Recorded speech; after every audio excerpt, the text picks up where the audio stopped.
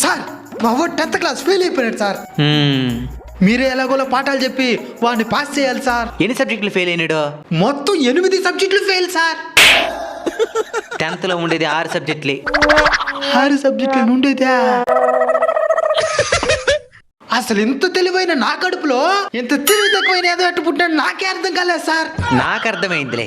వీడు ఫెయిల్ అయినప్పటి నుంచి తలెత్తుకొని తిరగలేకపోతున్నాను సార్. ఒకటి ఈయనైనా చంపేస్తాను, లేదంటే నేనైనా చచ్చిపోతాను సార్. నేనే చచ్చిపోతాలే నాయనా.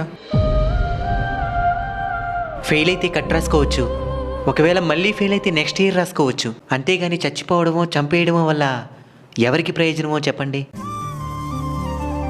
తమ బిడ్డ స్కూల్ ఫస్ట్ స్టేట్ ఫస్ట్ వస్తే నా కొడుకు అని గర్వంగా ఎవరైనా చెప్పుకుంటారు. తమ బిడ్డ ఫెయిల్ అయినా గానీ ఎక్కడ ఇబ్బంది పడ్డాడో కనుక్కొని దానిని సరిచేసి తమ బిడ్డ పాస్ అవ్వగలడనే భరోసాని కల్పించే తల్లిదండ్రులు గొప్పవాళ్ళు అనిపించుకుంటారు.